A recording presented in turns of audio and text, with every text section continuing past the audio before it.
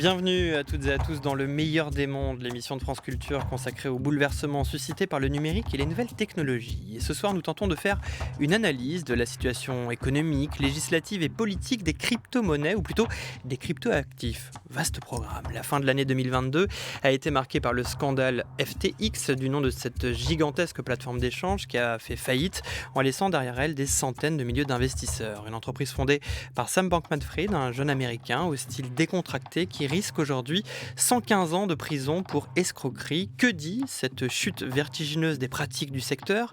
Comment l'économie des cryptos peut-elle durablement se relever ?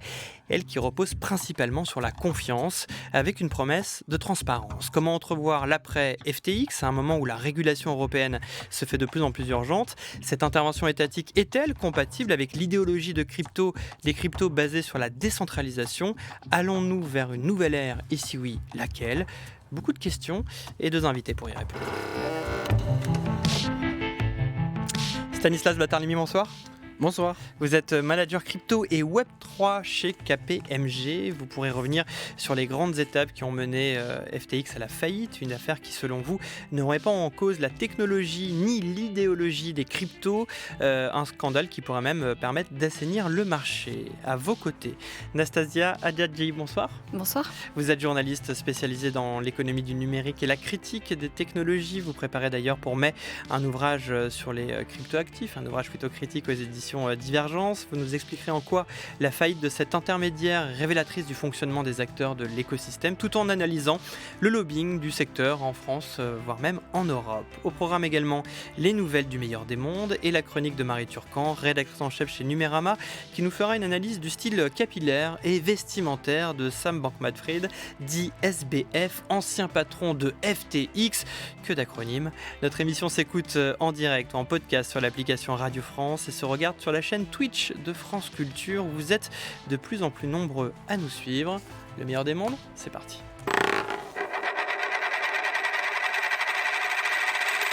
Hi, my name is Sam, and this is my story. Il a gardé le silence pendant toute la durée de l'audience. Le cofondateur et ancien patron de la plateforme d'échange de crypto-monnaies FTX, Sam Bankman-Fried, a plaidé non coupable mardi des 8 chefs d'accusation retenus contre lui. Il risque plus de 100 ans de prison. On va parler de crypto. 10 novembre 2022, Twitter. Je suis désolé, j'ai merdé. J'aurais dû mieux faire. C'était début novembre et vous en avez peut-être entendu parler, FTX faisait faillite. Jeune trentenaire américain qui a perdu en une journée 94% de sa fortune. La chute de FTX a entraîné la perte de 240 milliards de dollars de capitalisation, l'une des plus grandes destructions de richesse de l'histoire. En France, ce seraient 86 000 personnes qui se retrouveraient victimes de ce séisme. On a des étudiants, des personnes plus âgées, des personnes qui avaient placé leurs économies dans les crypto-monnaies bien évidemment et qui ont perdu une grande partie de leur investissement. Depuis que la plateforme d'exchange FTX est tombée, un doute plane sur l'ensemble du marché des crypto-monnaies. Et on revient donc sur l'affaire FTX, la deuxième plateforme d'échange mondiale de crypto qui a connu une trajectoire éclair. Fondée en mai 2019 et devenue insolvable en novembre dernier, une entreprise valorisée 32 milliards de dollars. Alors pour bien comprendre, Stanislas Barthélémy, expliquez-nous comment cette entreprise déjà s'est hissée à de tels sommets en si peu de temps. FTX, c'est ce qu'on appelle une bourse d'échange crypto. C'est-à-dire que pour se procurer de la crypto, quand on a des euros, des dollars, bref, des monnaies fiduciaires, on doit passer par des intermédiaires. Donc on voit que tout n'est pas de décentralisation, passer par des intermédiaires. En l'occurrence, cette plateforme FTX, on va dire au succès relatif et puis à l'arnaque dramatique, avait beaucoup de volume, mais l'entrepreneur derrière, donc ce fameux Sam Bankman-Fried, disposait d'un fonds d'investissement. Il a fait des investissements qui sont douteux a posteriori, c'est-à-dire qu'il était trop lié au marché, et quand le marché s'est retourné, tout s'est effondré. Et c'est à ce moment-là qu'il a décidé, pour essayer de se couvrir, de prendre une partie des dépôts des clients de sa plateforme FTX pour essayer de sauver son fonds qui s'appelle Alameda. Le jour où il y a eu des rumeurs et même des tweets de concurrents, à raison d'ailleurs, disant que la société était insolvable, les clients ont voulu récupérer leurs fonds, on appelle ça un bank run en économie, mais il n'y avait pas assez de fonds pour garantir tout ce que les clients demandaient, d'où un moment où il a arrêté et ils ont fait ce qu'on appelle le chapitre 11 aux États-Unis, c'est-à-dire faillite. Faillite. Alors là, vous êtes passé aussi comme un éclair du succès à la faillite et les raisons de la faillite. On aura l'occasion d'en revenir un peu plus dans les détails. Mais déjà, pour comprendre comment cette entreprise c'est devenue la deuxième place, justement, d'échange, j'imagine que c'est un succès qui tient aussi à la particularité de son fondateur, dans notamment l'art du storytelling, Nastasia Adjadji. Oui, en effet, FTX, c'était donc, comme le disait Stanislas, la deuxième plus grosse bourse d'échange après Binance. Et elle était, effectivement, son succès tenait en partie à l'aura de son fondateur, donc, qui était présenté par les médias un petit peu comme le petit prince de la crypto. Petit prince, pourquoi ? Parce que très jeune, SBF a 30 ans. À 30 ans, il est donc accusé de l'une des plus graves fraudes de l'histoire économique de son pays, quand même. Donc il n'avait même pas 30 ans quand il a lancé, c'était en 2019. Tout à fait, il n'avait pas encore 30 ans quand il a lancé FTX. Auparavant, lui, il a un parcours, il vient de l'élite économique américaine, il a étudié au MIT, il a fait ses armes à Wall Street au sein d'une firme qui s'appelle Jane Austen, qu'il a rapidement quitté pour ensuite fonder donc, son fonds FTX. La particularité de SBF, c'est vraiment... Donc SBF, pour bien comprendre, c'est bien Sam Bankman-Fried qu'on appelle SBF. Voilà, on va raccourcir, mais c'est bien lui dont il s'agit. Il était vraiment présenté comme un petit génie, je le disais, un peu ce jeune nerd touché par la grâce d'une intelligence hors norme. Cette typologie de personnage, on la retrouve assez fréquemment dans les techs, mais aussi dans la crypto. Et donc, voilà, il s'habillait de manière assez relâchée. Il y a une photo de lui qui a circulé où il était sur scène aux côtés de Bill Clinton et de Tony Blair en t-shirt informe, short informe, basket, cheveux complètement mal coiffés. Et donc, il jouait vraiment sur ce personnage de nerd, de génie. Donc ça, c'était vraiment quelque chose de très particulier. Du coup, comme je le disais, cette image de nerd, cette intelligence hors norme sur laquelle il capitalisait, ça lui a permis d'acquérir de la sympathie. Et donc, il a monté son business qui a grossi. Il avait des soutiens économiques et financiers très, très puissants au sein de l'économie américaine. Et voilà. Et aussi, le succès de FTX, je pense, reposait sur un marketing assez agressif.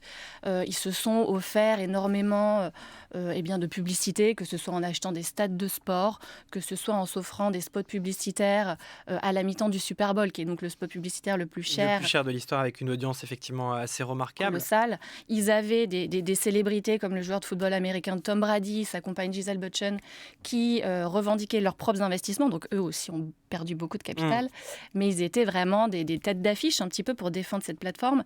Et voilà. Et même en fait, FTX se revendiquait aussi la plateforme par des traders, pour des traders, donc jouer aussi sur une aura de technicité, de professionnalisme.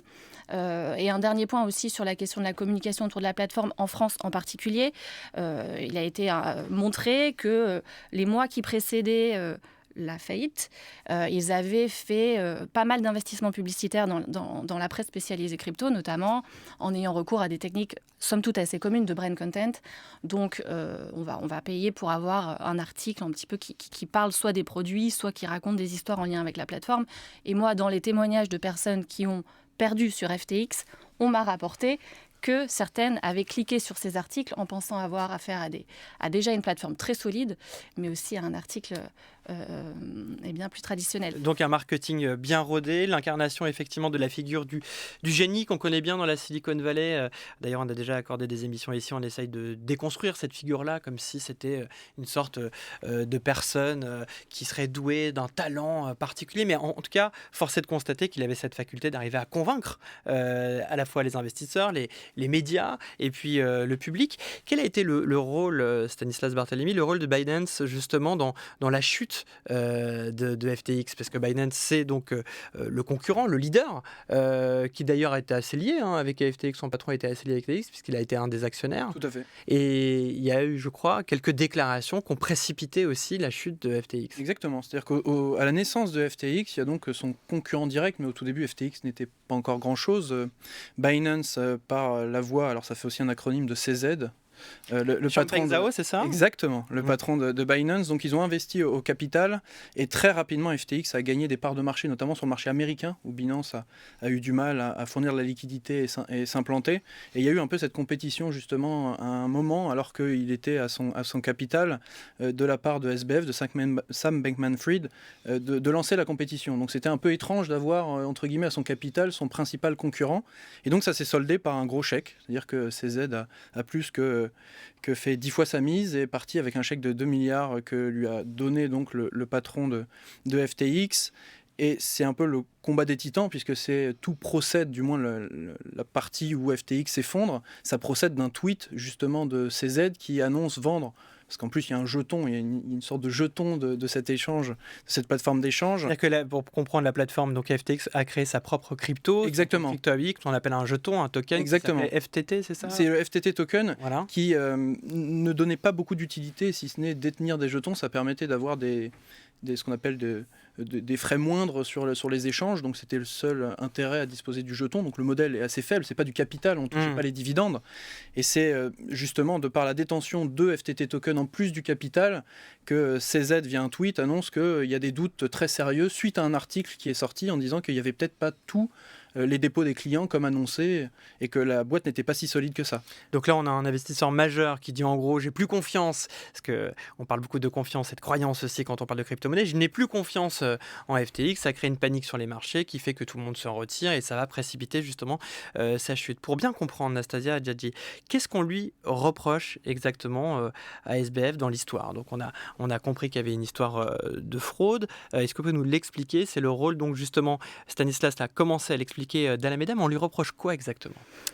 On lui reproche de graves malversations financières dans la gestion économique de sa société et on lui reproche une grande opacité aussi sur la gouvernance de son entreprise. Il faut savoir qu'FTX, c'est une architecture extrêmement complexe de plusieurs dizaines de sociétés qui devraient théoriquement être indépendantes les unes des autres. Et Stanislas l'a expliqué. Alameda Research, qui était un fonds d'investissement qui faisait des paris très risqués, communiquait. Il y avait des vases communicants avec FTX. Il y avait d'ailleurs même une backdoor, donc en fait une porte secrète qui avait potentiellement été codée par SBF lui-même pour autoriser des transferts de fonds entre les deux entités, ce qui est rigoureusement interdit dans les systèmes bancaires traditionnels. Et je crois que lui-même publiquement d'ailleurs avait dit qu'il n'y avait aucun lien, qu'il y avait vraiment un mur de séparation entre Alameda, qui était donc un fonds d'investissement risqué, à haut risque, et FTX. Donc il a perdu via Alameda, et donc pour récupérer des fonds, il est allé piocher chez FTX pour essayer de rembourser ou de payer ses investisseurs risqués. Et puis évidemment, à un moment donné, tout ça là l'a dépassé. Je vous propose de l'écouter. SBF, il nous parle de quelque chose, d'une boîte un peu vide. Vous allez voir, c'est assez intéressant. Par où est-ce que vous commencez ? Vous commencez avec une entreprise qui construit une boîte. Et en pratique, cette boîte, ils l'habilleront probablement pour la faire ressembler à un protocole qui changera la vie, qui changera le monde et qui remplacera toutes les grandes banques en 38 jours ou peu importe. Littéralement, c'est juste une boîte.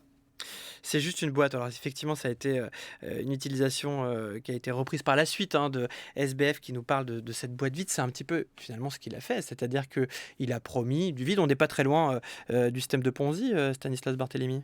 En quelque sorte, c'est ça, tout à fait. Il a les caractéristiques du démiurge qu'on peut voir dans la Silicon Valley qu'on évoquait.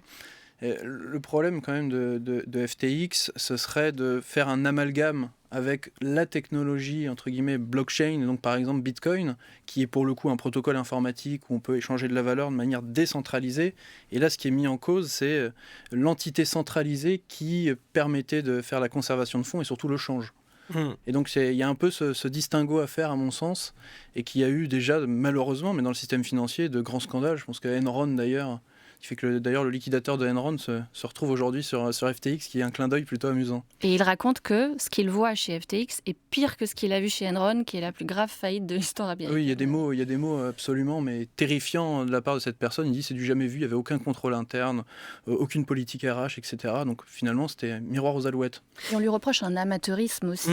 En fait, ce que je pense que les gens ont découvert à l'occasion de la faillite, c'est à quel point la gestion était calamiteuse et même presque presque infantile en fait de ces sociétés qui brassaient des milliers de milliards.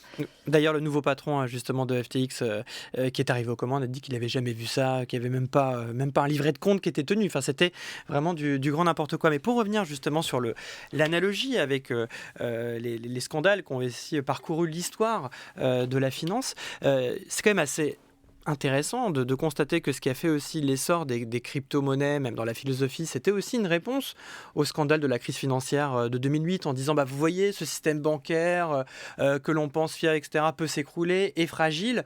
Avec les crypto-monnaies, avec justement cette idée décentralisée, ça pourrait être une réponse par rapport à une crise aussi de la confiance qu'il y avait sur le système bancaire traditionnel. Or là, on se rend bien compte que ce qui a été une incarnation de crypto, même si j'ai bien compris que c'était une plateforme d'échange centralisée, mais ce qui est quand même une incarnation, retombe finalement dans les propres travers du système bancaire classique. D'ailleurs, le patron de FTX actuel l'a dit, c'est old school finalement.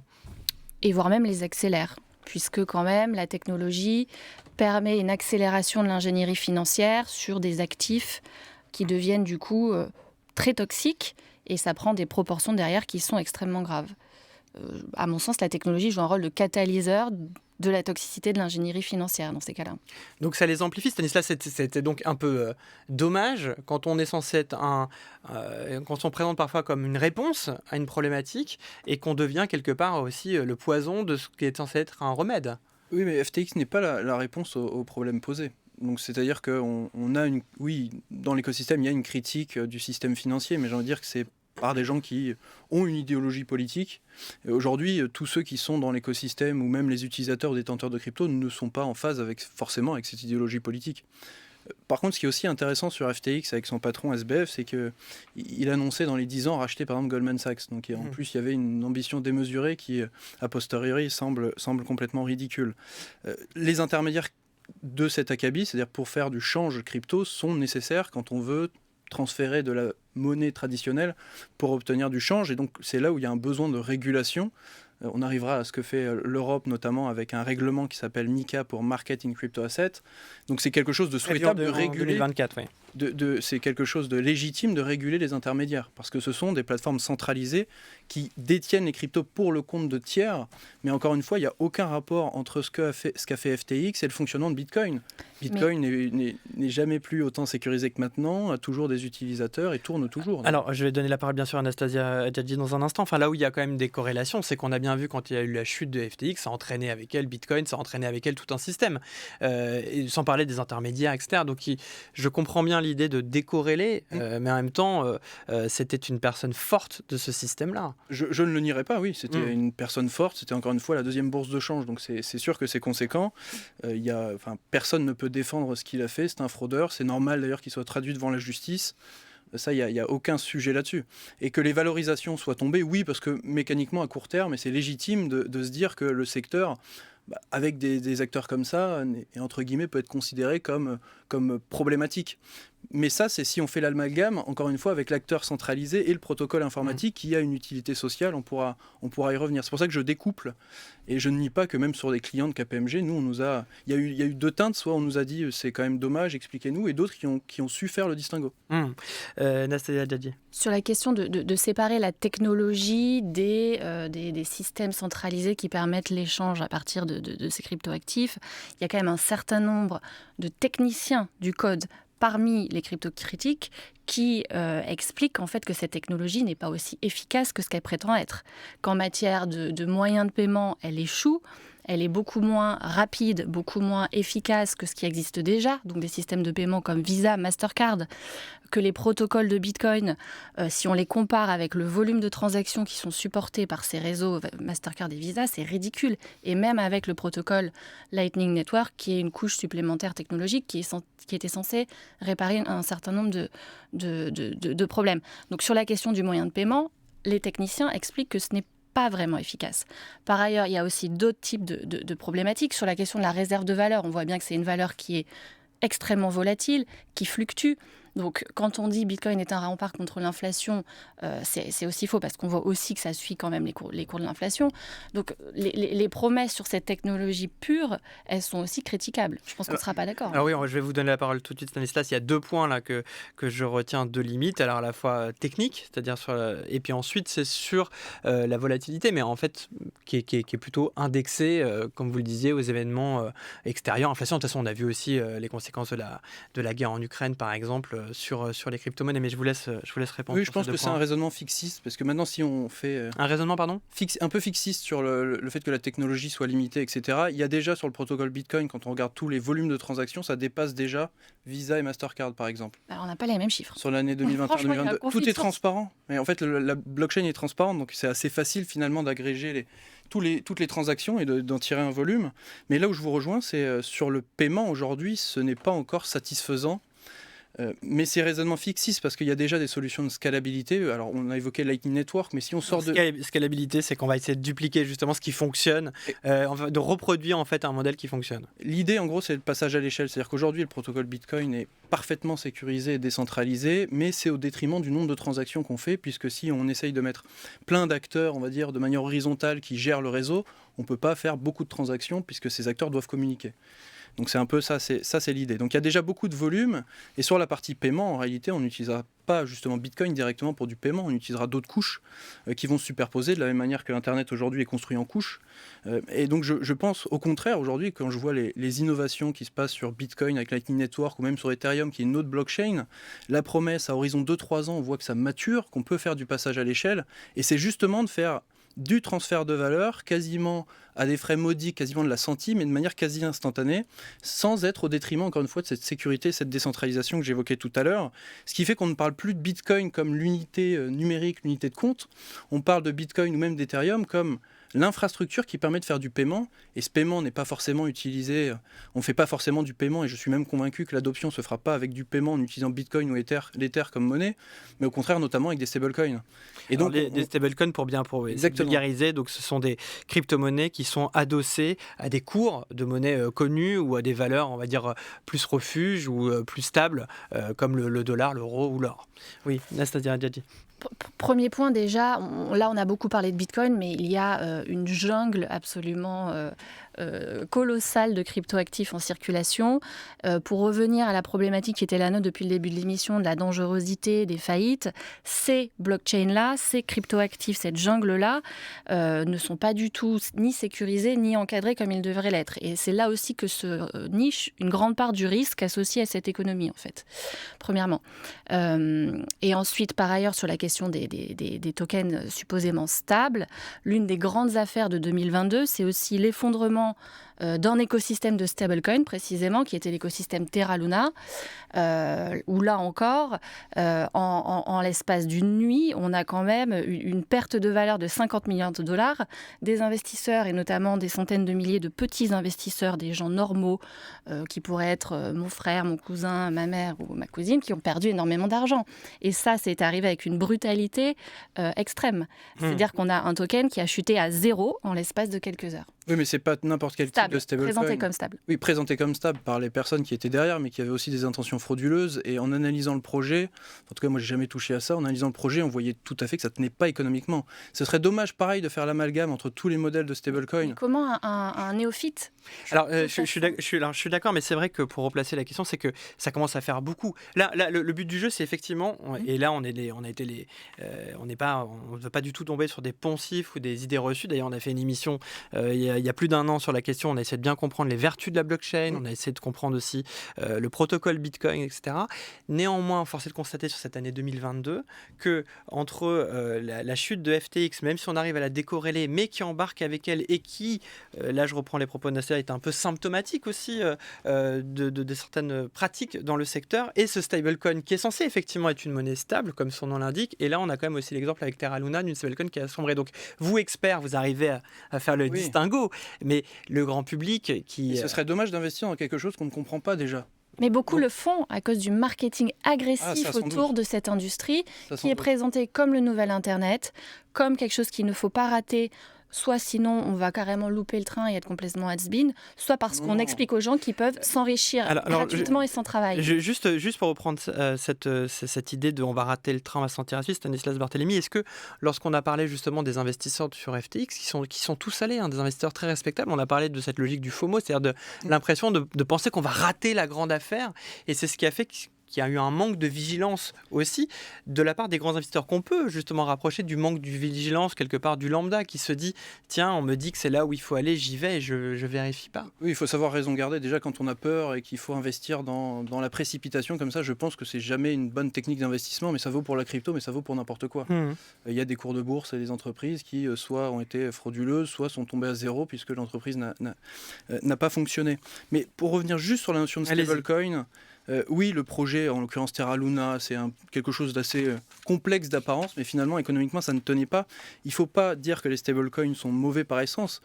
Les bons modèles de stablecoins, ceux qui vont se répandre, ceux qui tendent à être régulés, je pense notamment à l'entreprise émettrice aux États-Unis, Circle, mais même en Europe, il y en a qui arrivent, c'est de bloquer de la monnaie fiduciaire dans un compte bancaire et d'émettre la contrepartie sur blockchain, donc de 1 pour 1. C'est-à-dire que le collatéral cash existe. Donc là, on n'est pas sur le modèle du Terra Luna qui, je suis tout à fait d'accord, était frauduleux et il fallait s'en prémunir. Et le fait que ce soit monté à 40 ou 50 milliards, ça montre que tous les acteurs ne faisaient pas forcément leur diligence. Même chose sur FTX, on voit des investisseurs qui ont une renommée dans l'investissement de la tech, qui ont investi dans FTX, qui investissaient parce que Sam Bankman-Fried était populaire, bien vu en une du Times, enfin bref, de ce genre de médias. Donc les grands investisseurs sont si influençables que ça, c'est-à-dire qu'on fait une couverture du Times et puis du coup on injecte des... Pour certains, effectivement, ils ne sont pas les plus loin et pour certains, ils expliquaient avoir fait confiance à un autre fonds qui lui-même faisait confiance à un autre fonds. À partir du moment où le premier n'a pas vérifié, les autres ont suivi. Exactement. Avec un effet, il y a eu un effet due diligence, mais ça ne veut pas dire que tous les investisseurs dans le domaine crypto, d'ailleurs, il y en a plein qui ne sont pas dans FTX et plein qui n'auraient pas investi dans FTX. Et donc, comment on peut expliquer justement, pour essayer de continuer à décrypter cette histoire, que les autorités de régulation des marchés américains, elles n'auraient pas pu voir la fraude, c'était impossible de le voir ça? Le secteur était en négociation et aux États-Unis, c'était un peu Sam Bankman-Fried qui représentait une partie du secteur pour aller négocier notamment à ce qu'on appelle la SEC, c'est l'équivalent de l'AMF aux US, pour donner un cadre. Parce que c'est ça la grande chose aux États-Unis, c'est qu'il n'y a pas de cadre sur la crypto. Ce qui met en lumière d'ailleurs le cadre en Europe qui arrive. Et donc le fait qu'il n'y ait pas de cadre aux États-Unis, ça fait que la SEC a la capacité de venir questionner le modèle d'une entreprise à l'aune d'un droit d'ailleurs qui, à mon sens, sur les titres financiers est vieux et peut-être un peu trop vieux, ou alors il faudrait adapter aux actifs numériques. Et donc c'est un peu cette notion d'incertitude qui pousse des acteurs à aller... Par exemple, aux Bahamas, c'est le cas de FTX, et c'est là le nœud gordien. C'est-à-dire que l'entreprise, il y avait une entreprise FTX US, mais qui était toute petite et pas très usitée, et tous les clients étaient sur FTX international au Bahamas. Le local va pouvoir réguler cette petite filiale qui brasse très très peu de capitaux, pendant que la maison mère, elle, opère et brasse la majorité du capital en dehors de toute régulation. Ce qui correspond à peu près à l'éthos de la crypto-industrie, qui quand même a été bâti sur la volonté farouche d'échapper à la régulation de l'État et des autorités financières. Non, je suis pas totalement d'accord, mais c'est pareil sur le paiement tout à l'heure, c'est-à-dire qu'il y a la capacité à dire bon, ça ne fonctionne pas en tant que paiement, c'est pas bon. Le stablecoin, dire que le modèle de Terra, c'est tous les modèles de stablecoin, c'est pas vrai. C'est pas l'éthos de la crypto-monnaie, ce qui s'est passé avec FTX. Pas du tout. L'éthos de la crypto-monnaie, c'est disposer d'une alternative quand on est dans un pays, et c'est nous permet de quitter les sujets de valorisation. C'est l'utilité sociale du Bitcoin, mais quand je dis crypto, oui, je me concentre sur les principales cryptos les plus intéressantes. Il y en a 10 000, mais en réalité, il y en a quelques-unes qui sont vraiment intéressantes. Et puis surtout en termes de volume, parce que le Bitcoin est largement premier dans les échanges, et en plus on doit avoir l'Ethereum en deux. C'est ça. Si on additionne Bitcoin et l'Ether, on a déjà à peu près 60% de la valeur totale du marché. Donc je fais fi de tous ces petits projets qui ne sont pas tout le temps intéressants, mais quittons un peu le domaine de la valorisation et de dire c'est le sexe des gens, est-ce que Bitcoin va monter, descendre, à la rigueur c'est pas ce qui est intéressant à mon sens, c'est l'utilité sociale derrière Bitcoin. C'est par exemple dans des économies où la valeur de la monnaie s'effondre à cause de l'inflation, et c'est pas l'inflation que nous on connaît en Europe malheureusement, c'est des taux d'inflation à 100%, c'est Liban, Argentine ou même voire l'Afghanistan, où pour des habitants qui sont alors sous le joug de pouvoirs politiques qui sont peu reluisants, c'est la capacité à sortir de la valeur, à partir du pays en préservant de la valeur, c'est la capacité à faire du paiement et disposer par exemple de stablecoin dollars au Liban pour payer au moment même où où la monnaie au Liban s'effondre. C'est ce genre de choses et qui, à mon sens, ne sont pas touchées justement par FTX, si ce n'est juste à court terme par le prix du Bitcoin. Mais on n'utilise pas que Bitcoin pour l'investissement, aussi pour du paiement et d'autres choses. Donc effectivement, l'argument que vous avancez est un argument, on va dire, un peu fondateur dans la poésie et dans l'origine, en tout cas louable, des crypto-monnaies. C'était ça, c'est échapper aussi à l'État, quand d'ailleurs se fait un État qui va être régulateur, un État qui va être censeur, et donc qui permet une sorte d'émancipation aussi individuelle. C'est ça prend la décentralisation. Nastasia. Une petite réaction sur ce qui vient d'être dit sur l'utilité sociale, sur des pays qui sont en proie à une inflation forte. Va-t-on proposer à des populations déjà exsangues des outils financiers qui les exposent encore plus sur des marchés dérégulés? Pensez au Salvador, par exemple, là. Oui, mais même au Liban, qui était cité, ou à l'Ukraine. Donc, je disais des actifs financiers qui sont sur des marchés dérégulés, qui sont extrêmement volatiles, qui supposent des pertes en capital fortes. Va-t-on décemment proposer ça comme une solution à des populations déjà exsangues ? Quand on doit fuir parce que la guerre arrive et que c'est une question de vie ou de mort, oui, c'est pas mal. Et après, il n'y a pas que Bitcoin. Si on peut se concentrer par exemple sur du stablecoin, on utilise le stablecoin dollar, ça permet de payer au quotidien et d'éviter que la valeur, c'est-à-dire ce qu'on extrait de son dur labeur, l'argent, soit dévalué parce que si je garde ma monnaie, au bout de 30 jours par exemple, ça vaut plus rien. Mais est-ce qu'on peut payer en stablecoin au milieu de la jungle salvadorienne ? Alors non, pas au milieu de la jungle salvadorienne, mais d'ailleurs personne n'est bancarisé quasiment au Salvador. Et si on parle du Salvador, il y a un sujet intéressant qui est... Alors, on parle du Salvador parce que ça a été un des premiers pays à adopter le Bitcoin comme étant une monnaie officielle, à peu près l'équivalent de leur monnaie officielle à eux, donc une double monnaie. Il y a deux choses intéressantes sur le Salvador si on regarde ce pays, mais l'utilité sociale n'est pas que conscrite au Salvador. C'est par exemple utiliser l'énergie des volcans pour miner du Bitcoin et donc utiliser cette énergie qui est renouvelable et quasiment illimitée pour essayer de tirer de la valeur. La deuxième chose, c'est ce qu'on appelle la rémittance, c'est-à-dire les diasporas qui envoient de l'argent donc à leur famille dans certains pays au Salvador. Ça représente 20% du PIB du Salvador. Et aujourd'hui, les acteurs qui sont sur ce marché-là sont des acteurs qui prennent évidemment un frais économique. C'est par exemple Western Union ou MoneyGram, enfin bref, on pourrait toutes s'amuser à les citer, mais qui prennent quasiment en moyenne 5 à 6% sur les flux. Utiliser Bitcoin, l'Ether ou même du stablecoin, encore une fois, je ne parle pas que de Bitcoin, c'est justement casser ces frais.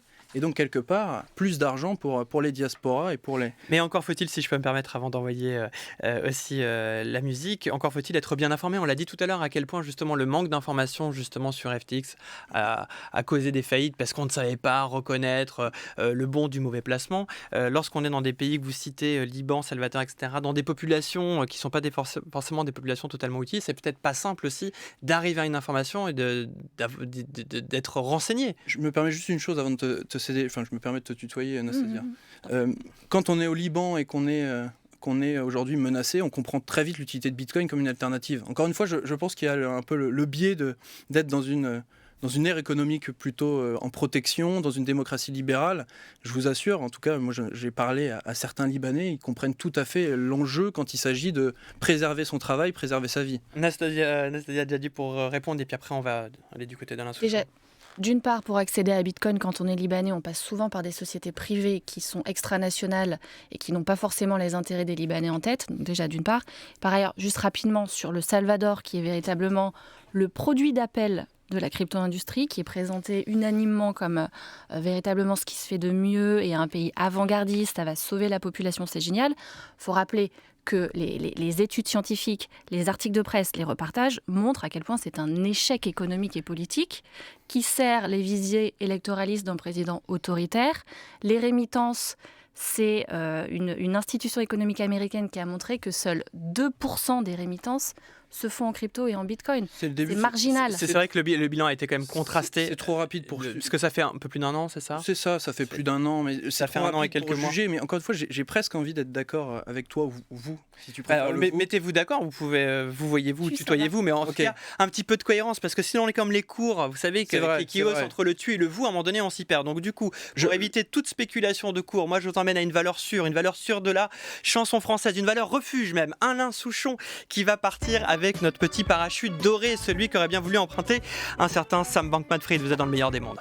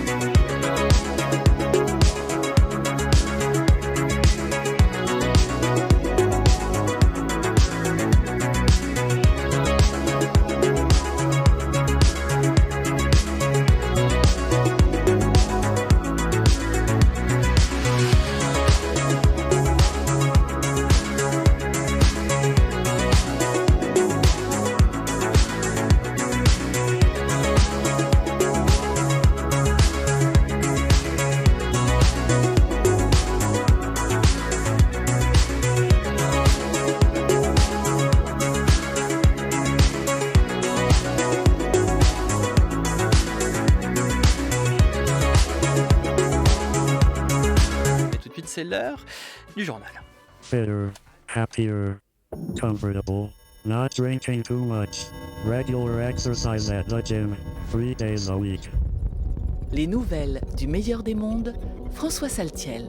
Et on ouvre ce journal par une grande enquête menée par un consortium de journalistes et de médias, dont la cellule investigation de Radio France, des investigations qui mènent à Tim George, énigmatique officine israélienne qui, dans le monde entier, entreprend des campagnes de désinformation. Derrière celui qui se fait appeler George, on retrouve Tal Hanan, un ancien des forces spéciales de l'armée israélienne, connu pour ses compétences en cyberespionnage. Des journalistes infiltrés empruntant l'identité de potentiels clients ont pu mieux comprendre les services et les méthodes utilisées par l'agence. Piratage de boîtes mail, campagne de dénigrement, diffusion de fausses informations, manipulation d'opinion, tout est possible, même orienter une campagne présidentielle. C'est le summum de l'offre, si vous êtes en mesure d'aligner les dollars, en l'occurrence 15 millions. Dans l'enquête, on découvre que l'agence peut infiltrer des messageries privées dont les membres sont proches du pouvoir, notamment en Afrique, ou encore activer des journalistes français comme Rachid Mbarki sur BFM TV pour faire passer des messages. Mais nous découvrons surtout un savoir-faire sans pareil pour créer sur les réseaux sociaux des faux profils. Loin d'un robot de pacotille, ces avatars aux photos volées possèdent une réelle identité numérique multiple, une existence sur les blogs, sur des services de livraison. Ils diffusent sur Facebook des posts lambda qui accréditent d'une existence numérique. Selon les journalistes, ils seraient des dizaines de milliers mobilisables à tout instant pour provoquer une caisse de résonance numérique. Depuis l'affaire Cambridge Analytica, nous n'avions pas vu une telle organisation de manipulation par le numérique. Tim George nous rappelle que les avatars sont plus futés qu'avant et qu'il va falloir redoubler de vigilance pour ne pas se faire doubler par la manigance. Challenge accepted. Lui, on ne sait jamais vraiment ce qu'il manigance. C'est Elon Musk, mécontent de voir ses tweets ne pas provoquer assez d'écho. Il a sommé à ses ingénieurs de changer le code de l'algorithme de la plateforme pour mettre en avant ses publications. Effet garanti, puisqu'un très grand nombre d'utilisateurs non abonnés l'ont vu débarquer sur leur fil par effraction. Imaginez s'il propose de vendre ce maxi-service à un client ou à un futur prétendant à une élection américaine. Cela pourrait totalement biaiser le débat public. Une inquiétude soulevée sur Twitter par le hacker éthique Bluetooth déjà reçu dans ce studio. On pourrait presque baptiser ce service Team Elon. Mais en attendant de savoir pour qui il pourrait bien rouler, il vient de permettre sur l'oiseau bleu la publicité pour le cannabis. Une première sur la corde à linge des réseaux sociaux. Et on termine par Bloomberg qui en remet une couche sur le phénomène de la phone anxiety. En français, l'anxiété provoquée par les conversations téléphoniques. De nombreuses études prouvent que les jeunes Américains doivent se préparer avant de passer un appel qui est facteur selon eux de stress.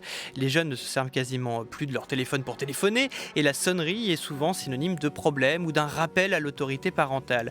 Pourtant, il semblerait qu'une conversation téléphonique serait un remède utile à la solitude et aux États-Unis, des professionnels jouent sur cette corde en proposant des formations pour retrouver l'art de la conversation contre plusieurs milliers de dollars. Tout de même, comme quoi les arnaques sont aussi à l'autre bout du fil.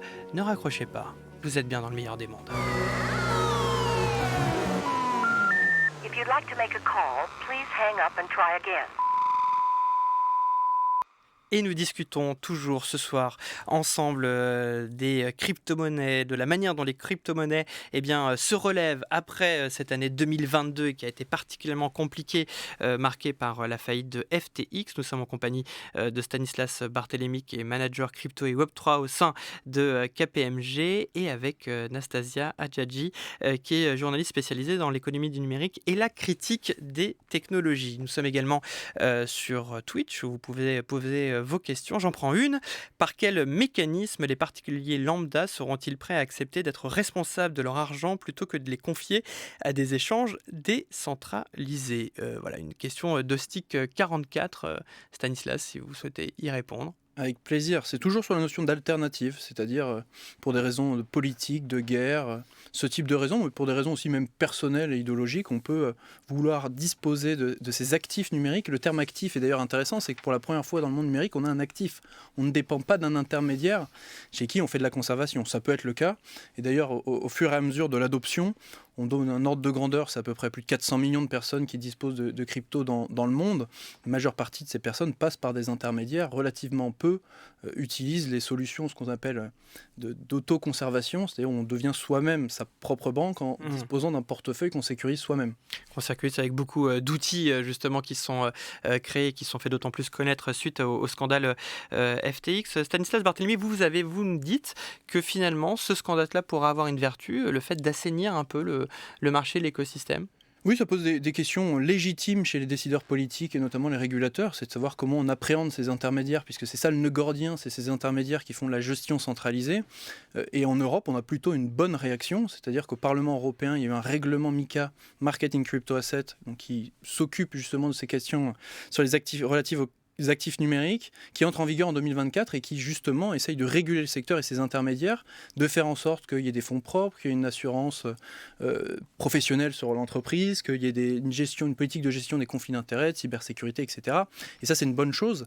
Et j'ai envie de dire, c'est un peu notre obédience un peu romaine de faire des cadres et des lois avant l'usage, mais ça révèle plutôt bon, c'est qu'il y a beaucoup d'acteurs internationaux ou américains qui ont envie de venir en France parce que le cadre est clair, ce qui n'est pas le cas aux US. Alors vous parliez de MiCA. On va écouter Christine Lagarde qui le défend. Depuis que nous avons commencé ce travail sur les actifs numériques et leurs risques, la finance décentralisée pourrait potentiellement faire peser de réels risques à la stabilité financière.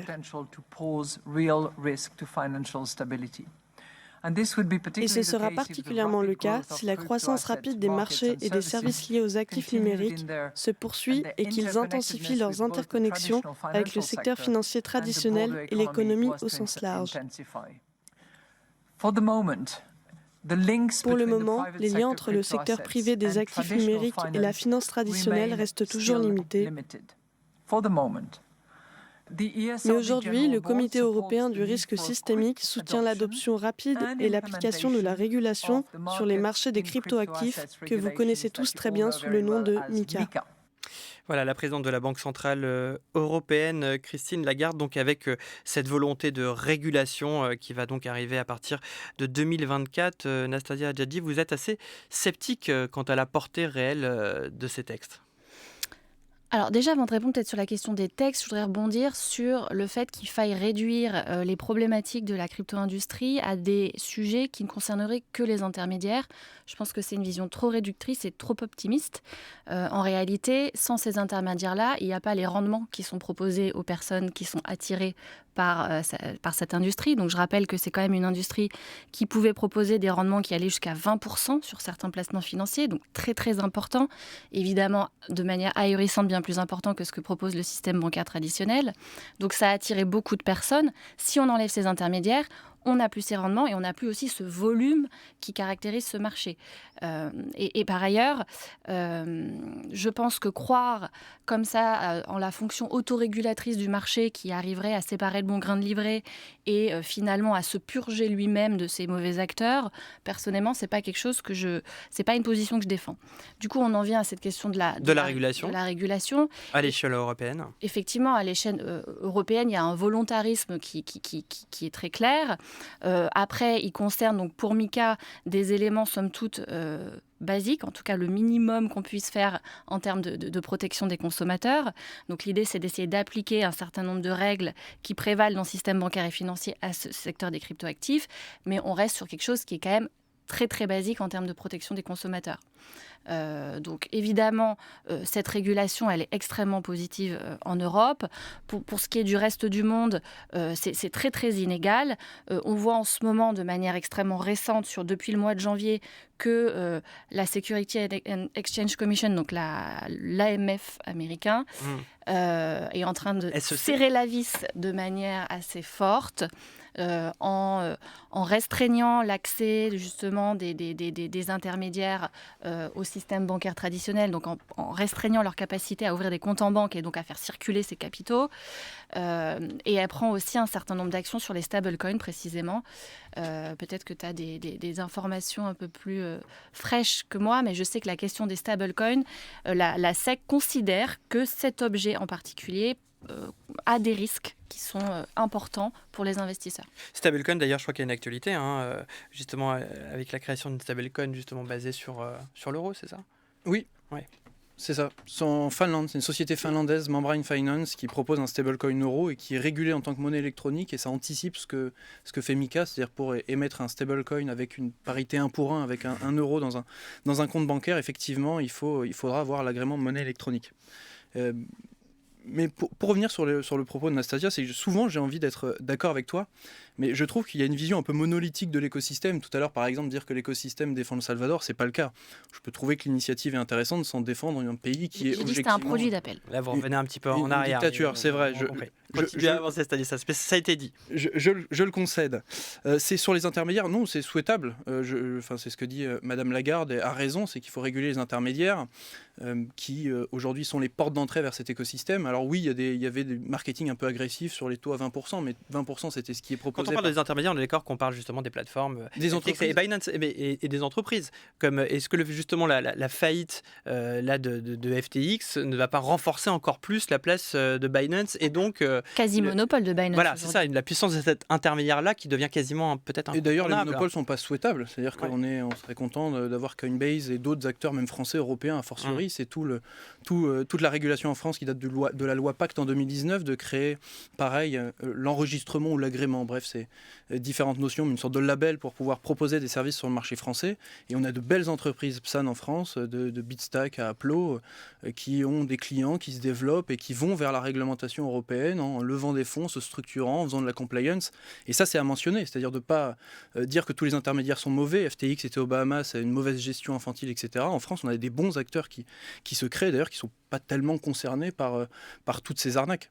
Et qui sont concurrencés de manière déloyale par certaines plateformes dont FTX qui n'étaient pas enregistrées. Ça, c'est un vrai sujet. Je suis totalement d'accord. C'est ce qu'on appelle. Et qu'on retrouve, il faut le dire, dans bien d'autres secteurs. Justement. Et totalement. La concurrence déloyale liée au numérique avec des entreprises qui sont installées ailleurs et qui bénéficient. Ça, le monde numérique, malheureusement, on a foison. Juste parce que vous êtes revenu tout à l'heure sur l'éthos même et l'origine des cryptos. Est-ce que le fait d'une régulation qui s'avère donc une régulation étatique, peut-être à l'échelle européenne, est-ce que c'est pas aussi antinomique par rapport à l'idée même des cryptos ?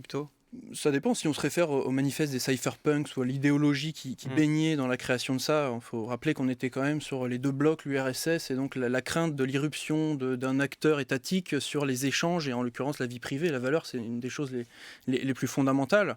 Pour le développement de l'industrie, non, il faut être assez pragmatique. Je pense que c'est nécessaire que les intermédiaires soient régulés, et je ne pense pas qu'il y ait forcément des contradictions. Après, qu'il y ait dans l'écosystème cette idéologie qui perdure, aujourd'hui c'est sur une minorité d'utilisateurs. Il y a beaucoup de personnes qui ont du Bitcoin sans forcément adhérer à l'idéologie initiale. Je reviens juste à cette notion, c'est l'alternative. C'est-à-dire que dans certains cas, ça offre une alternative. Julian Assange et Edward Snowden, c'est pas un hasard s'ils défendent Bitcoin et ces technologies-là, parce que quand on a par exemple une censure des États-Unis pour de bonnes ou de mauvaises raisons, pas de mauvaises raisons sur ces deux cas, mais c'est à titre personnel, et ils demandent, pour vivre, ils sont très contents d'avoir des donations en Bitcoin. Mais c'est là où justement la vie est faite de nuances, c'est que là vous prenez deux acteurs, deux incarnations de gens qui utilisent justement les cryptos, et on peut en prendre deux autres, Elon Musk et Peter Thiel, qui défendent d'autres intérêts et qui sont plutôt des censeurs que des gens qui prennent liberté. Totalement c'est ça qui est, voilà. Et c'est pour ça que moi aussi j'essaye d'introduire un peu de nuance. On peut peut travailler dans la crypto, adorer la crypto et quand même être critique sur la crypto. Juste pour terminer cette histoire de régulation et de voir comment justement il y a aussi une force de lobbying de la part de ces acteurs-là. En avril 2022, Binance qui a recruté une ancienne régulatrice de l'AMF.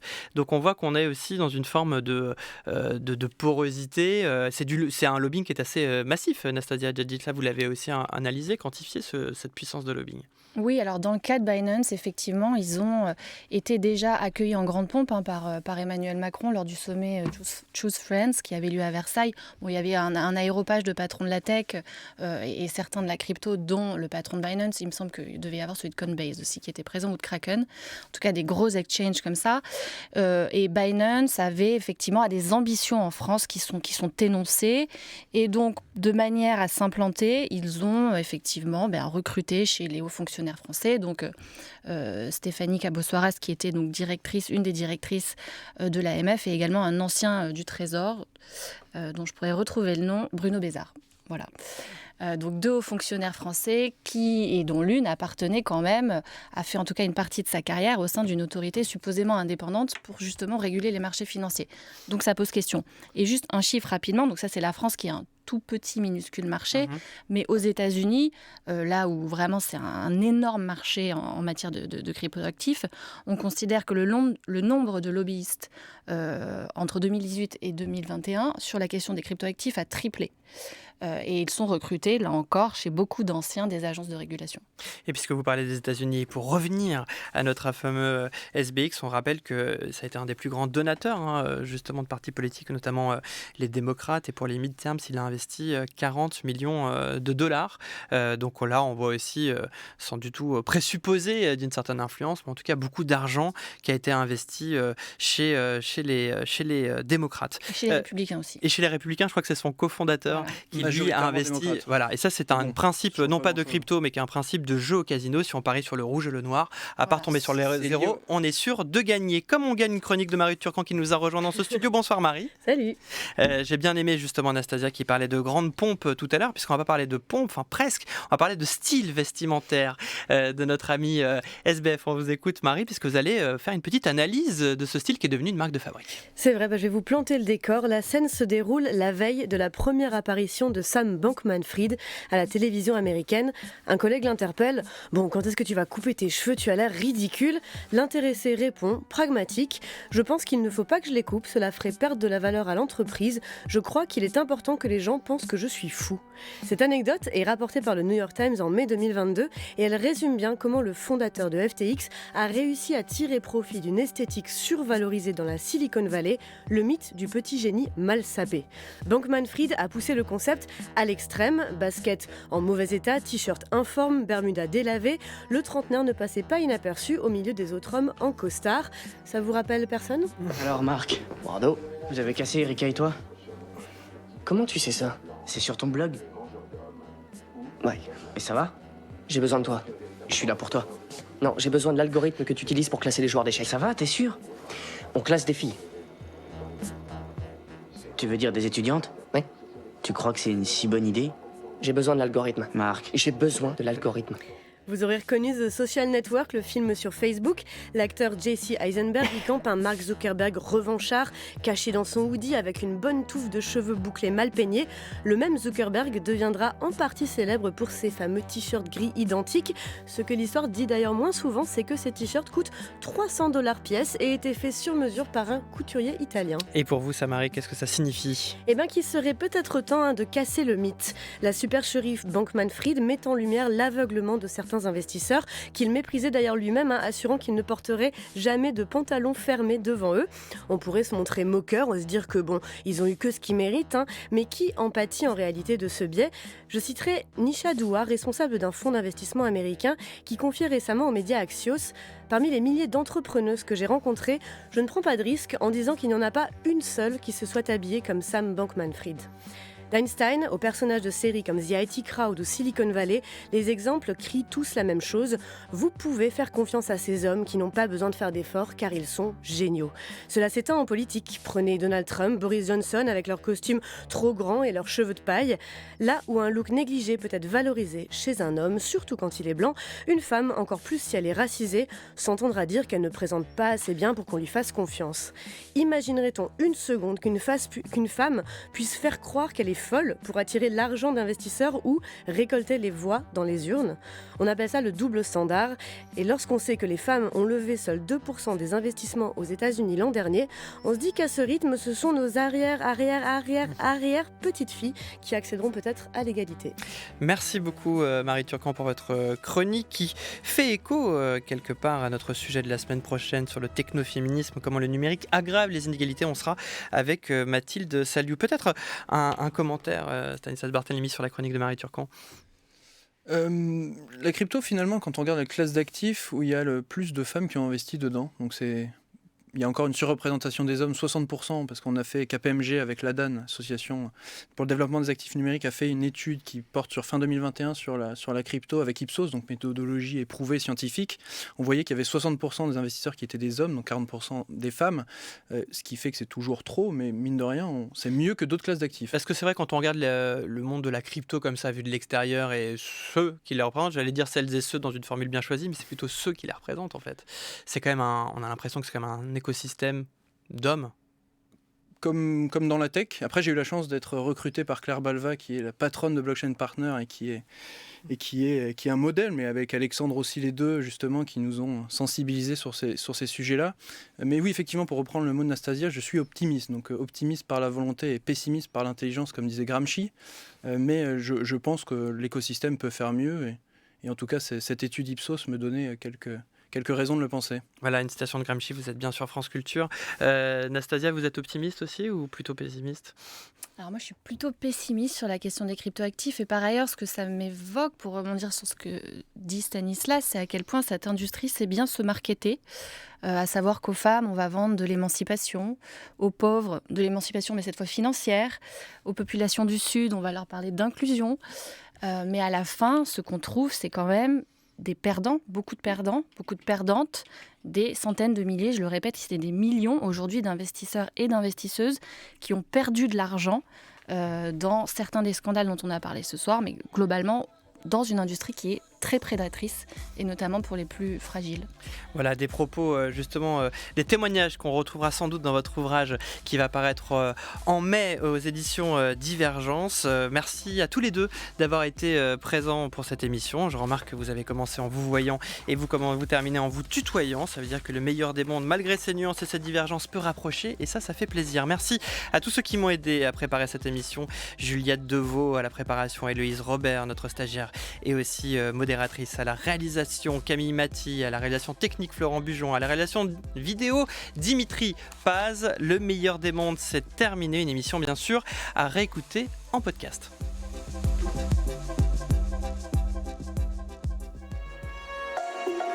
France Culture, l'esprit d'ouverture. François Béranger, c'était une star dans les années 70. Des ateliers Renault de Boulogne-Billancourt aux planches de théâtre et de cabaret, en passant par la guerre d'Algérie, il a affûté sa langue et ses mélodies pour chanter son époque et s'interroger sur les autorités qui gouvernent encore notre monde. Anaïs Kien. François Béranger, le ménestrel des années 70, une page de Mécanique céleste. Toute une vie. Ce samedi à 15h sur France Culture, franceculture.fr et l'appli Radio France.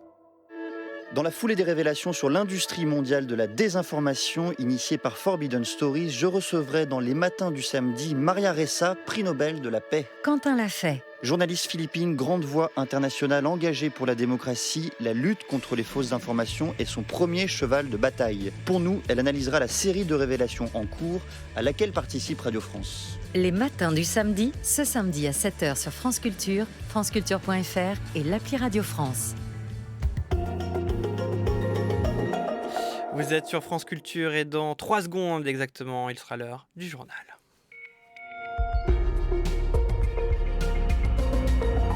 Celui de 22h évidemment présenté ce soir par Diane Berger. Bonsoir Diane.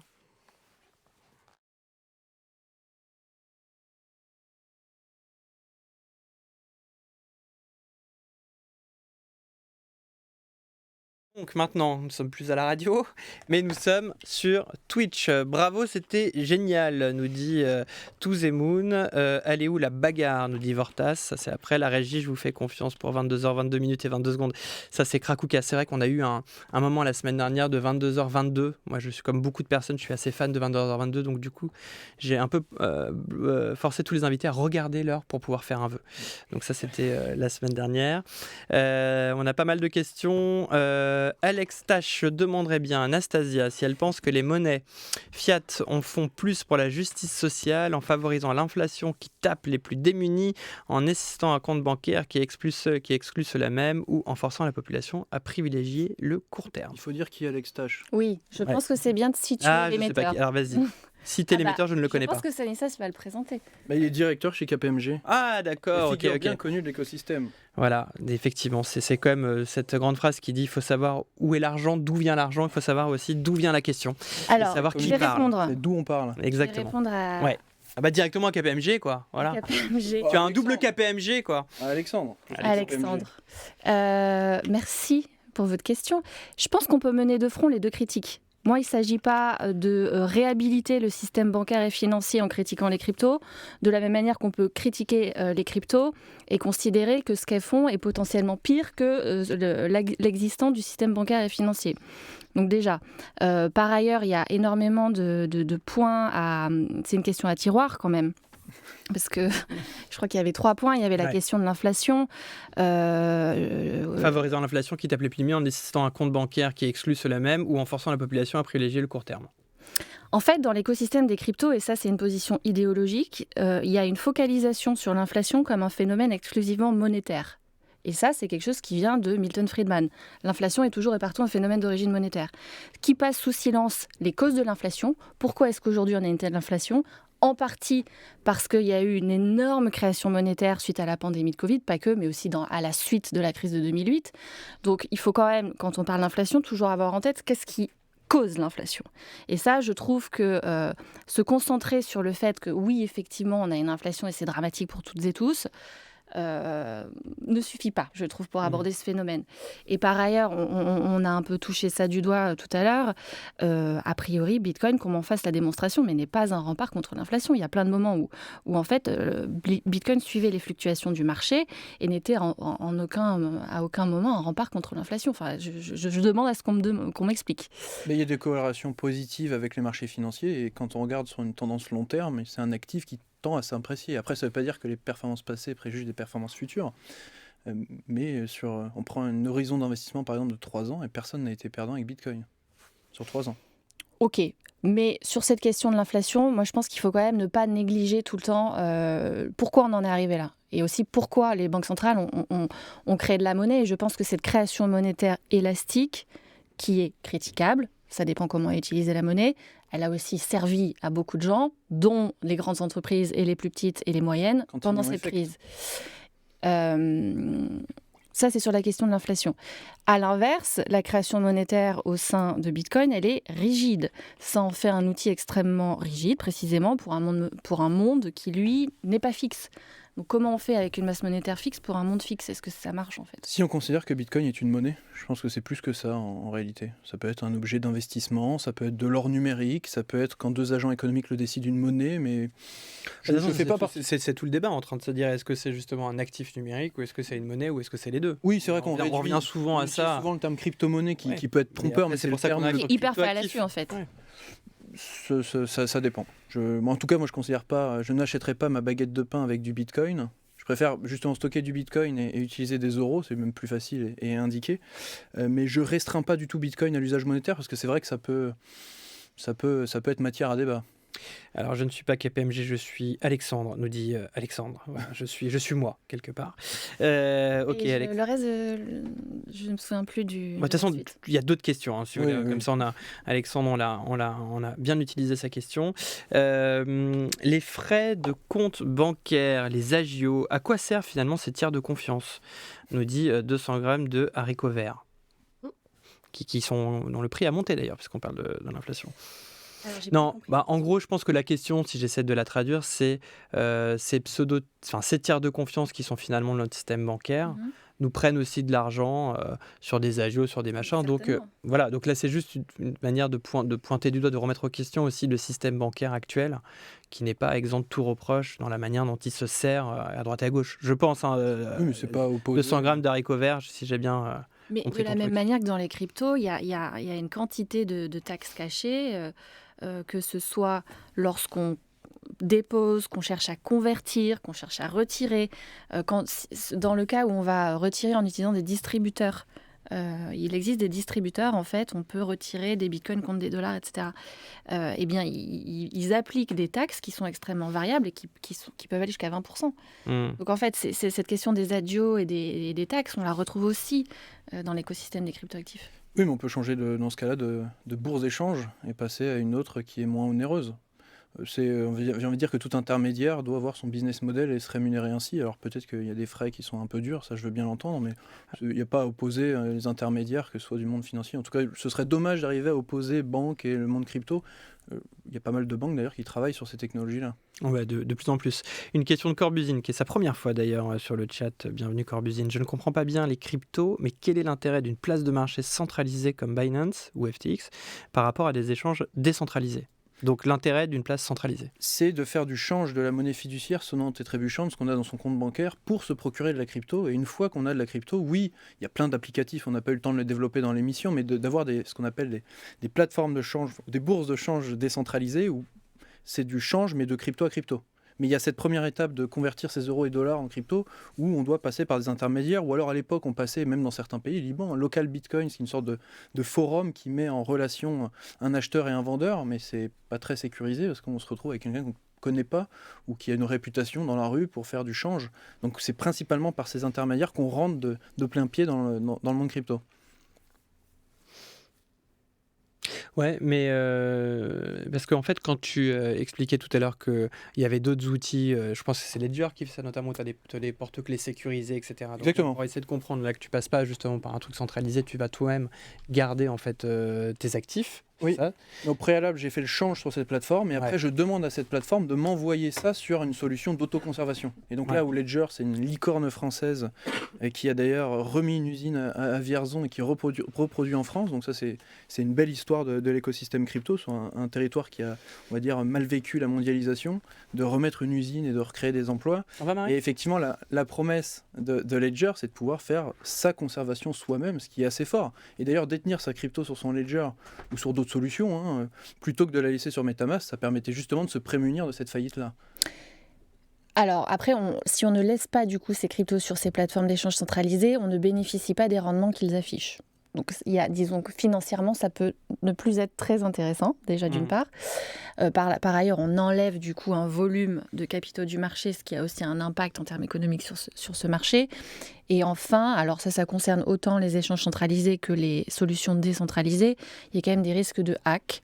Je sais que Ledger n'est pas immune au hack massif, mais ça touche aussi des grandes plateformes centralisées. Faut aussi préciser sur cette question qu'on n'a pas évoquée, mais qui est un gros sujet, qui a une très forte porosité au hack et au vol dans cette industrie. Il y a même un pays qui s'en est fait une spécialité, qui est la Corée du Nord, qui, sans vouloir trop m'avancer, mais une partie du financement de l'économie nord-coréenne se fait par le vol de crypto. Ils ont des groupes de cyberattaquants de niveau professionnel, dont Lazarus, qui a priori serait nord-coréen, qui se sont spécialisés dans l'industrialisation du vol de crypto. Donc aussi à avoir en tête lorsqu'on décide d'investir dans cette économie, c'est qu'il y a des failles de sécurité importantes qui peuvent du coup siphonner des portefeuilles. Un gros développeur de Bitcoin s'est fait siphonner il n'y a pas très longtemps. Exactement, parce qu'il a mal sécurisé. C'est pour ça que je disais tout à l'heure, plus il y aura de détenteurs de cryptoactifs, plus ils utiliseront des solutions centralisées. On peut trouver ça malheureux ou pas, mais c'est un fait. C'est que quand on voit l'hygiène numérique de certains de mettre AZERTY 1, 2, 3, 4 comme mot de passe sur Gmail, je ne suis pas sûr que ces personnes vont avoir la responsabilité de stocker eux-mêmes la valeur. Donc il y a ces intermédiaires, et oui, sur Lazarus, c'est vrai, il y a eu beaucoup de hacks, mais sur des applicatifs, parce que n'importe qui peut déployer son applicatif sur blockchain, et donc oui, il y a même des applicatifs qui ont été audités, qui ont été hackés. C'est une industrie qui n'est pas totalement mature, il y a des applicatifs qui en l'occurrence ne le sont pas, mais en l'occurrence, acheter juste du Bitcoin et le stocker soi-même, ou le laisser sur des intermédiaires fiables, régulés en France, etc., c'est quand même infiniment plus on va dire sécurisé que de s'aventurer sur la blockchain numéro 38, de prendre l'actif numéro 32 000. Donc il faut savoir aussi raison garder et investir dans ce au quoi on a creusé, de ce au quoi on croit, et de mettre l'argent qu'on peut perdre d'ailleurs, parce qu'il y a du risque, c'est une industrie qui n'est pas totalement mature, il y a du risque. Mais ce que j'entends dans ce discours, c'est quand même, j'ai le sentiment qu'il y a quand même un certain nombre de compétences techniques, de comparaison. C'est pas pour le néophyte qui débarque, quoi.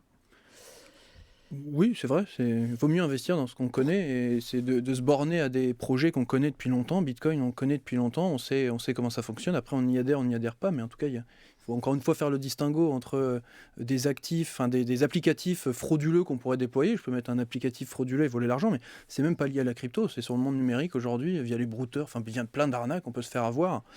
Donc, encore une fois, c'est pas que lié à la crypto, mais oui, il y a une industrie qui est en train de maturer, et notamment sur tout ce qui est cybersécurité. Il y a du boulot. Et donc on peut comprendre aussi que pour des gens qui sont quand même attirés vers cette industrie parce qu'il y a énormément de bruit autour, des promesses qui sont très fortes, on va quand même les rappeler, mais cette espèce de tendance du numérique qu'il y avait eu avec ces influenceurs crypto qui promettaient des rendements délirants, qui promettaient quasiment aux profanes qu'il allait lui aussi devenir milliardaire en une nuit. On a parlé de Nabila justement au début du chat, c'est le chat qui parlait de Nabila. Voilà, et finir sur un yacht à Dubaï. Donc les gens, ils ont été attirés aussi par ces promesses-là.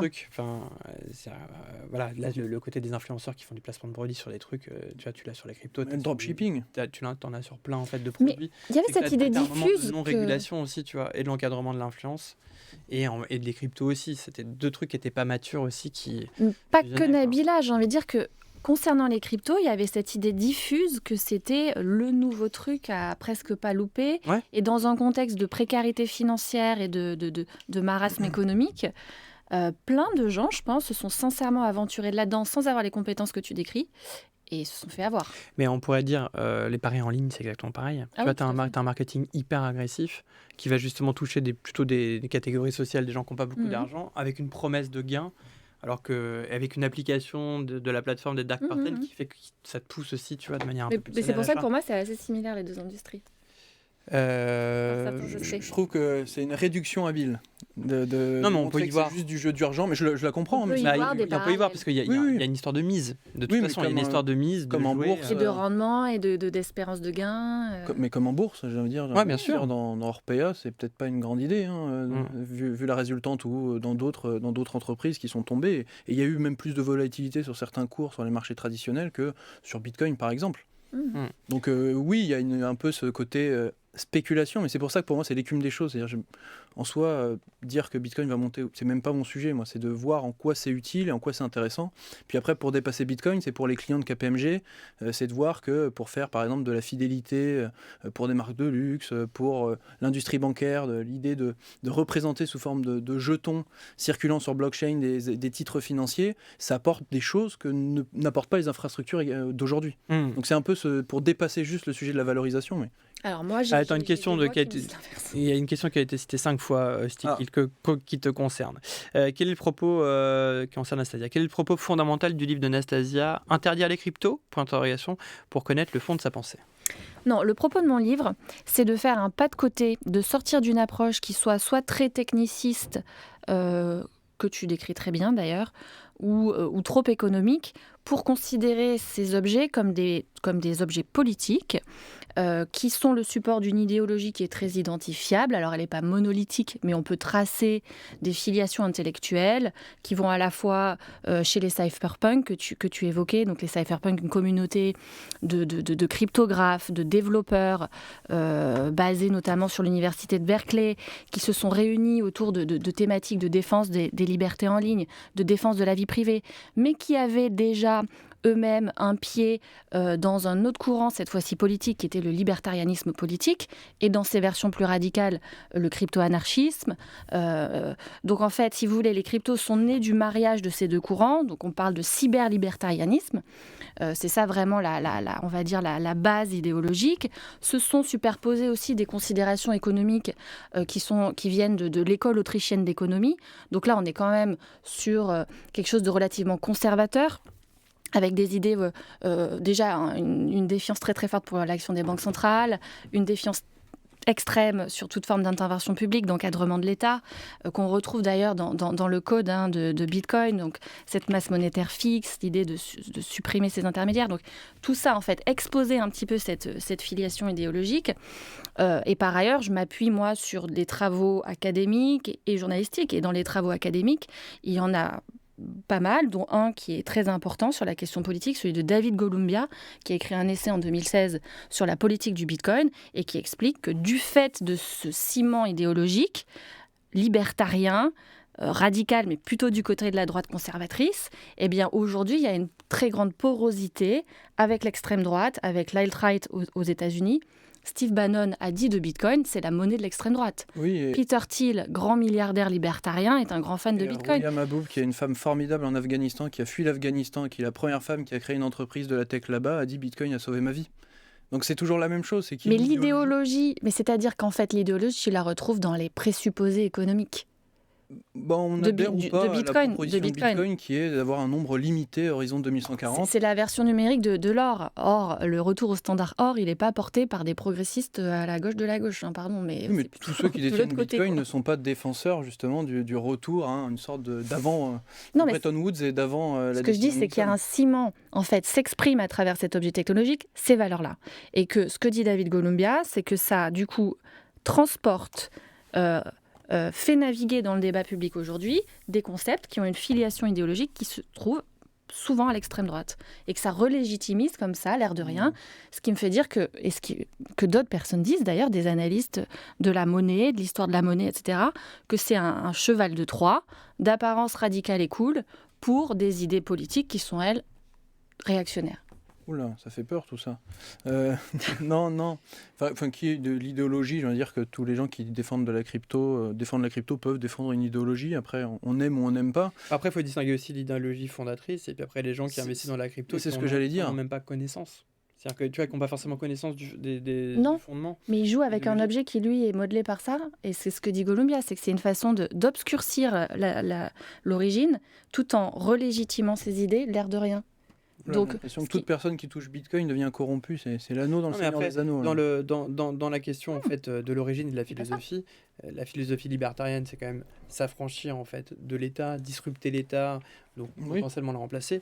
Dans ce qu'était le pouvoir d'un État de battre monnaie, à partir du moment où tu crées justement une crypto-monnaie où tu enlèves finalement ce qui était l'apanage de l'État, c'est libertarien dans l'esprit. Donc c'est pas si étonnant que des Peter Thiel et des Elon Musk qui s'en soient saisis. Oui, bien sûr. Mais c'est dénationalisation de la monnaie, c'est Hayek qui a écrit ça et qui pitchait Bitcoin quasiment avant Bitcoin. Mais bon, on peut détenir Bitcoin sans être pro-Hayek, etc. Évidemment. Toujours intéressant à lire. Mais bien entendu.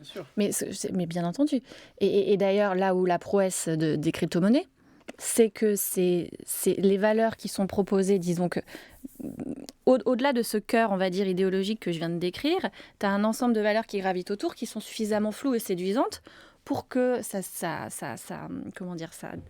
disperse et que ça attire des gens qui sont complètement à l'opposé du cœur, en fait. Oui, mais tant mieux d'ailleurs. Je pense qu'il y a des gens, d'ailleurs c'est prouvé que dans Occupy Wall Street, il y en avait qui sincèrement pensaient à un moment, post-2008, que les cryptos allaient être l'alternative à ce contre quoi ils luttaient avec leur corps même. Et c'est ce qui est marrant avec la crypto, c'est qu'il y a on va dire, autant d'arguments pour adopter Bitcoin ou d'autres cryptos. Il n'y a pas que Bitcoin avec sa promesse conservatrice sur l'émission monétaire. Par exemple, l'Ether a une politique économique différente, on va dire, d'avoir un taux d'inflation ou même voire déflation. Mais bon, ça c'est des sujets autres. Mais aujourd'hui, il y a autant de bons arguments pour défendre à droite ou à gauche la crypto. Je pense que le côté inclusion, bancariser et offrir une liberté financière, c'est pas qu'un argument marketing. D'ailleurs, il y a quelque chose qui renvoie là, Doisty 44. Elle a raison de souligner les courants idéologiques, mais le positionnement de la culture libre, open source, etc., qui sous-tend Bitcoin, je ne crois pas que ce soit d'extrême droite. Exactement. Non, mais alors moi, pour me renseigner sur les cypherpunks, dans le cadre du livre que je suis en train d'écrire, je me suis rendu compte qu'il y avait quand même des espèces de passerelles intéressantes. Certains des grands cypherpunks, je ne sais plus si c'est Timothy May ou l'un des deux autres, s'est exprimé au rassemblement de la droite libertarienne qui était ouverte par John Stuart Mill. Enfin, il y avait... Oui, c'est bien ça. L'économiste autrichien, c'est bien... Ou je confonds. Non, je crois que c'est Mill. Ouais, c'est celui-là.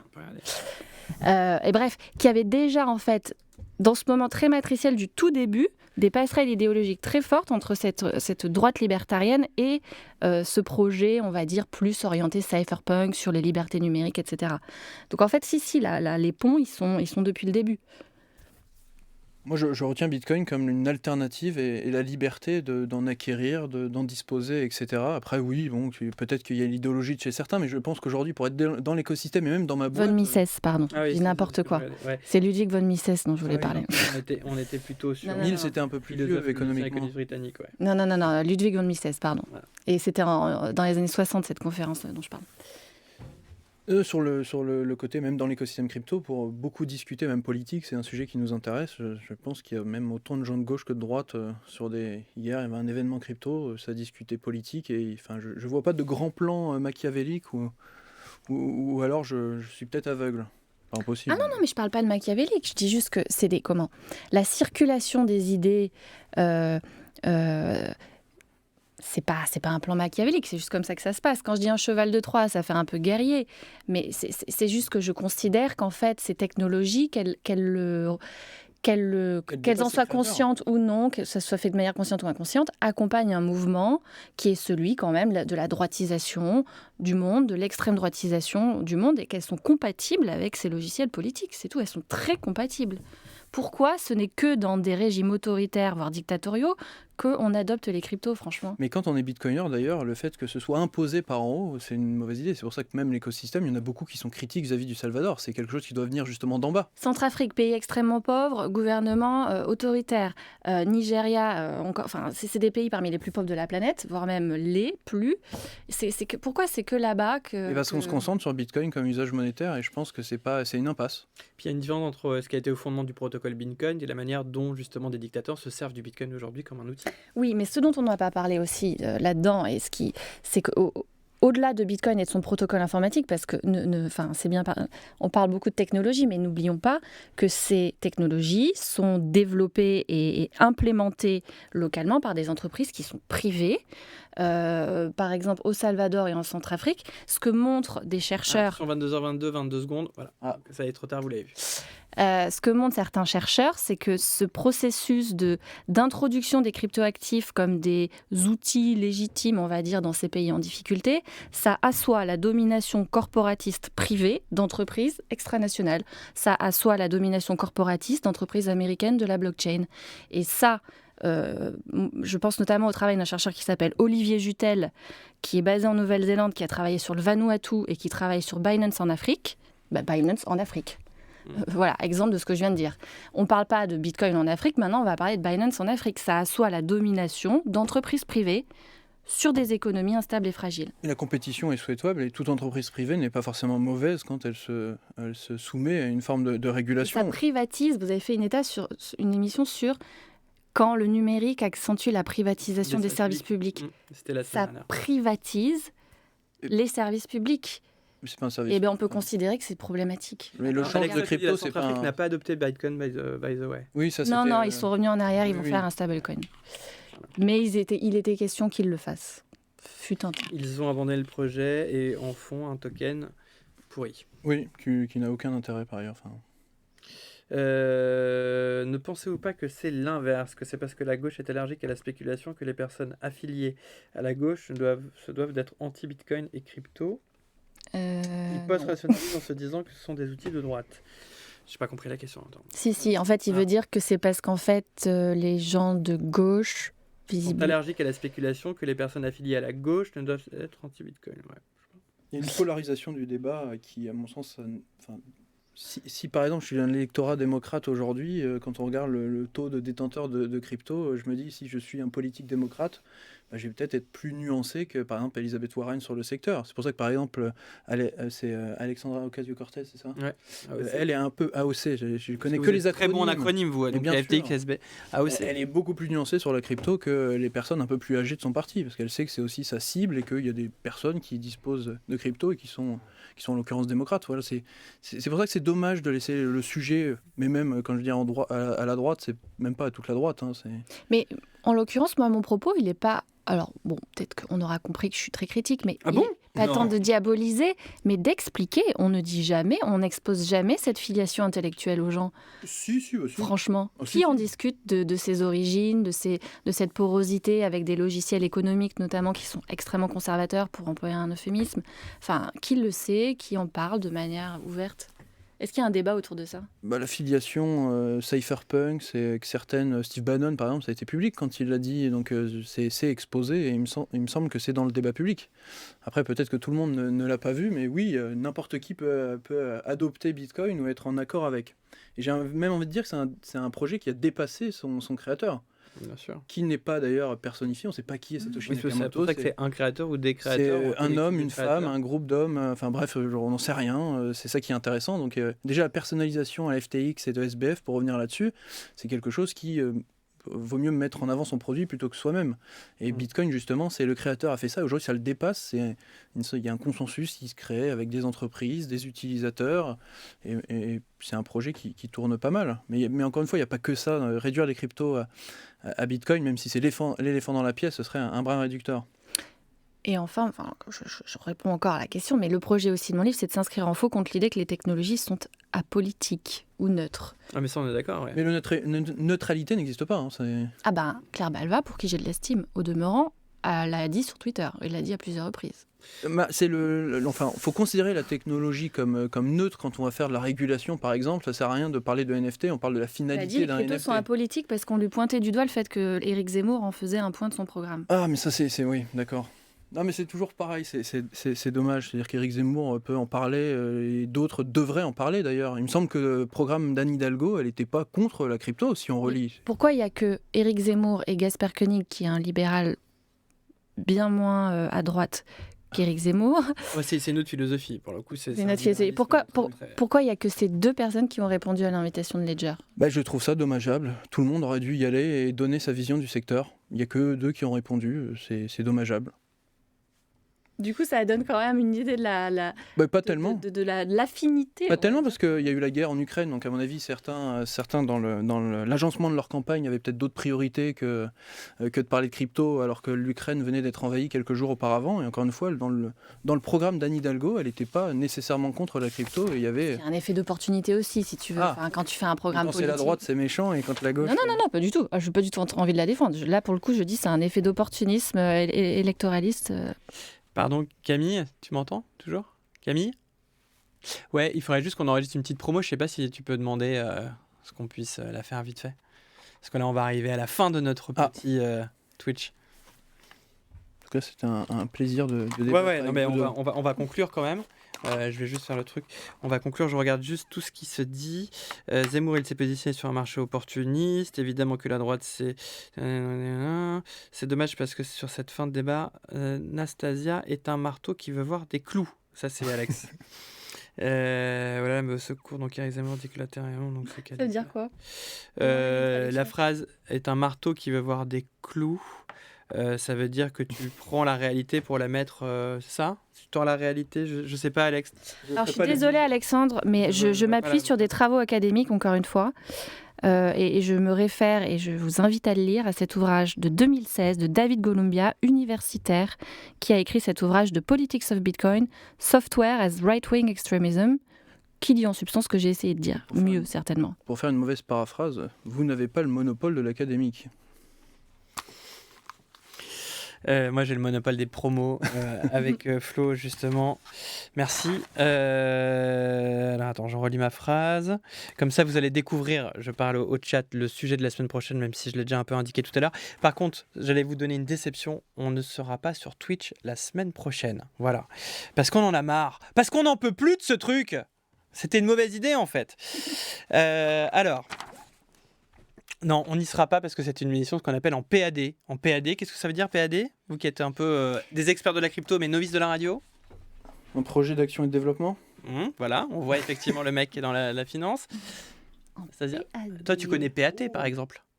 BAT, tu connais, toi, dans la presse? Oui, bon à tirer. Voilà, donc PAD. Mais je retente projet d'aménagement et de développement du territoire. Je suis élu local et PADD, c'est ça. C'est la politique. Non, pas du tout. Bah, t'es élu local dans la politique. Non, mais moins de 10 000 habitants, c'est faire en sorte qu'il y ait des écoles. La technologie n'est pas politique et la politique n'est pas politique. Mais absolument faut pas. Le savoir. Non, PAD, prêt à diffuser. Donc c'est une émission qu'on a déjà enregistrée pour nous permettre un petit peu de vacances. Donc voilà pourquoi le Twitch sera impossible. Tout est politique, nous dit Balcol Boy. Bien sûr, tout est politique et la technologie en premier lieu. C'est ce qu'on essaie de dire dans cette émission. On est bon pour la promo, Flo et Camille? Yes. Donc je compte sur vous, le chat, comme d'habitude, pour faire une petite vigie. Vous me dites quand on est bon.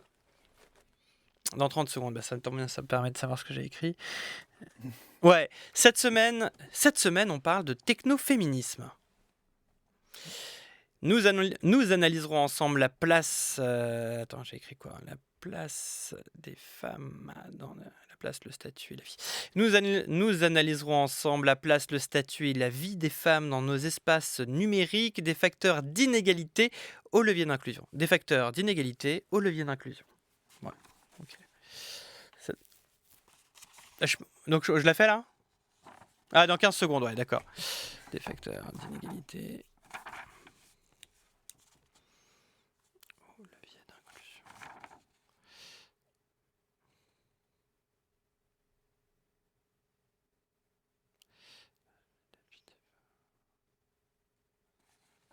Allez, c'est parti.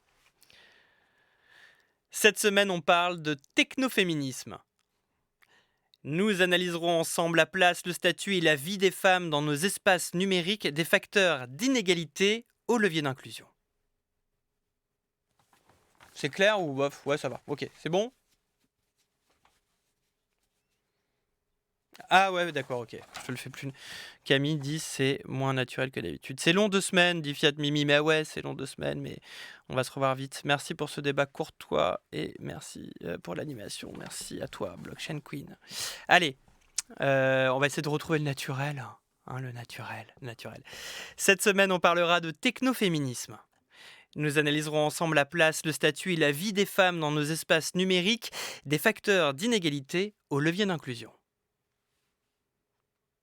C'est plus naturel? Ok. Les amis. Déjà les amis. Nastasia Salim, merci beaucoup d'avoir participé à cette émission d'1h30, d'avoir prolongé le débat sur Twitch, c'était hyper intéressant. Moi, je pense qu'on a réussi à bien comprendre vos 2 points de vue et en même temps à toujours essayer d'avoir une vision un peu vulgarisatrice des débats. Enfin, ça, vous allez nous le dire sur le chat, mais je pense qu'on n'a pas trop perdu grand monde.